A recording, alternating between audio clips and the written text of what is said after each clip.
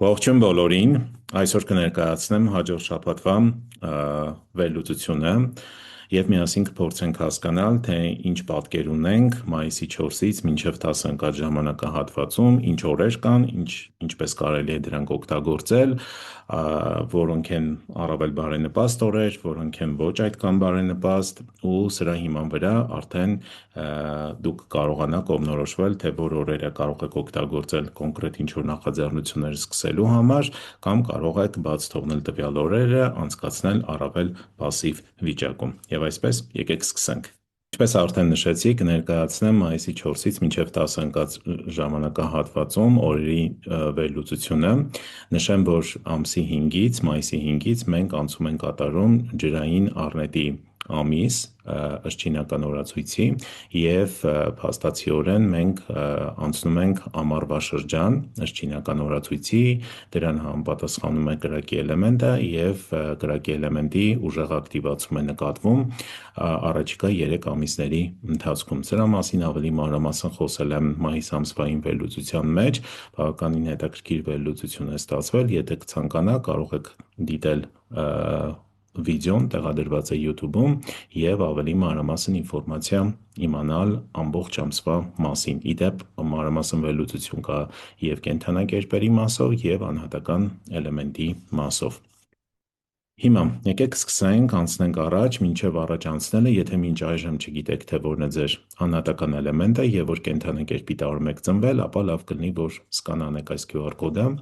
որից հետո կբացվի նման պատուհան, այստեղ լրացնում եք ձեր ծննդյան տվյալները և ստանում ձեր անհատական բազի քարտը։ Երկու կարևոր պարամետր, որը անհրաժեշտ է ձեզ այս վերլուծությունը ավելի կարելի դարձնելու համար, առաջինը դա օրվասյան վերևի հատվածում եղած էլեմենտն է, որը ներկայացնում է ձեր անհատական էլեմենտը, գույներով կարող եք տարբերել, բացի այդ ներքևում նշված է, և տարվա սյան ներքևի հատվածում նայում ենք ծննդյան տարվա կենդանակերպը, սա նույնպես կարևոր է։ Եթե կլինեն խնդիրներ, չհասկանաք, թե ինչպես օգտագործել, ապա կարող եք դիտել այս վիդեոն, որտեղ ես մանրամասն նկարագրում եմ բազի քարտի էությունը։ Հիմա և մինչև առաջ անցնելը, եթե ձեզ դուր են գալիս իմ վիդեոները և եթե մինչ այժմ չեք բաժանորդագրվել, անպայման բաժանորդագրվեք, սեղմեք լայք կոճակ, զանգակոճակ նաև և կիսվեք ձեր շրջապատում։ Ամսի 4-ը մեզ մոտ բացում բնութագրով օրով է և ինչպես տեսնում եք, այստեղ ունենք աստղի նշան, օրը համարվում է բավականին դրական օր և կարելի է սկսել նոր նախաձեռնություններ, օրը համարվում է առավել դրական վագրի, ձիու, շան և խոզի տարում ծնվածների համար, ֆինանսական առումով օրը դրական է նրանց համար, ում անհատական էլեմենտը Byte Yan է։ Օգտագործեք օրը մաքսիմալ, իհարկե ուշադիր ենք լինում, որ օրը չունենա բախում ձեր ծննդյան տարվա կենդանակերպի հետ, սա կարևոր է, ընդհանուր առմամբ օրը կարելի է օգտագործել գրեթե բոլոր տեսակի նախաձեռնությունների համար, ճանապարհորդություն սկսելու, նոր պայմանագրեր ստորագրելու, վերանորոգում սկսելու համար, ամուսնության համար է շատ լավ օր, հանդիպումներ կազմակերպելու և այլն։ Ամսի 5-ը մեզ մոտ կրկին բացում բնութագրով օր ունի, ինչու է կրկնվում, որովհետև սա ուրեմն մեկ ամսից անցումն է մյուս ամսվա և նման օրերին մենք ունենում ենք կրկնություն, օրը մեզ մոտ հողեղեն նապաստակի օրն է, օրը համարվում է դրական նապաստակի, այծի, շան և խոզի տարում ծնվածների համար, ֆինանսական առումով օրը դրական է, Byte In անհատական էլեմենտը ունեցող անձանց համար, ինչ կարելի է անել ամսի 5-ին, առավել բարենպաստ է նոր ուսում սկսելու համար, նաև մի փոքր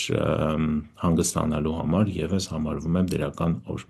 Ընդհանուր առմամբ այս երկու նախաձեռնությունները կարելի է իրականացնել, ուսում սկսել, մի փոքր հանգստանալ, կարևոր նախաձեռնությունները կարելի է թողել մեկ այլ օր։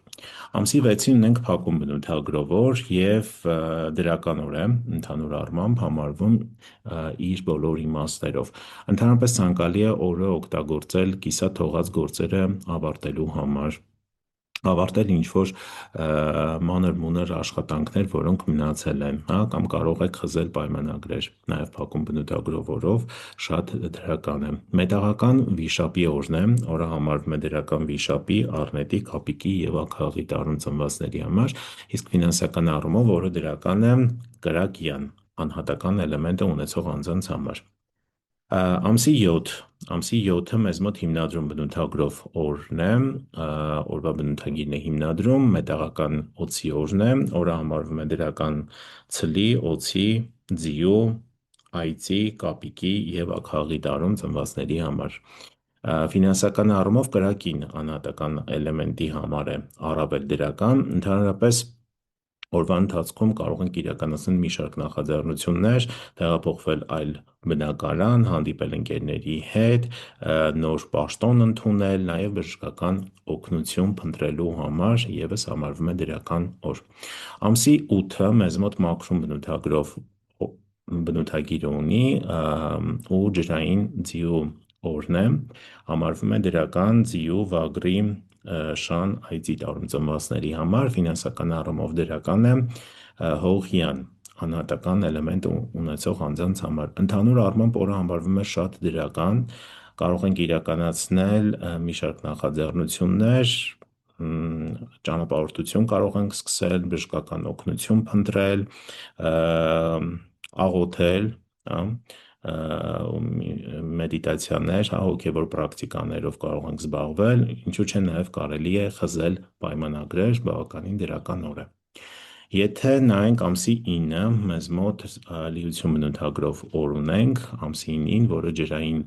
այծի օրն է, օրը համարվում է դրական նապաստակի, ձիու, այծի և խոզի դարում ծնվածների համար, ֆինանսական առումով օրը դրական է բոլոր նրանց համար, ում անհատական էլեմենտը հող 9 է։ Չնայած որ օրը լիություն բնութագրով է, բայց այսօր ցանկալի է օրը անցկացնել մի փոքր պասիվ վիճակում, որովհետև մեզ մոտ ուրեմն ցի էներգիայի հոսքը բավականին պասիվ է, չնայած որ լիություն բնութագրով օր ունենք, ամեն դեպքում խորհուրդ կտամ կարևոր նախաձեռնությունները թողնել մեկ այլ օրվա։ Ամսի 10 ունենք հավասարակշռում բնութագրով օր, հավասարակշռում բնութագրով օրերին, ինչպես արդեն գիտեք, տեղի ունենում էներգիաների հավասարակշռում, այսօրը մեզ մոտ փայտե կապիկի օրն է և օրը համարվում է դրական առնետի, վիշապի, կապիկի, օձի դարում ծնվածների համար, ֆինանսական առումով կօգտվեն առավել շատ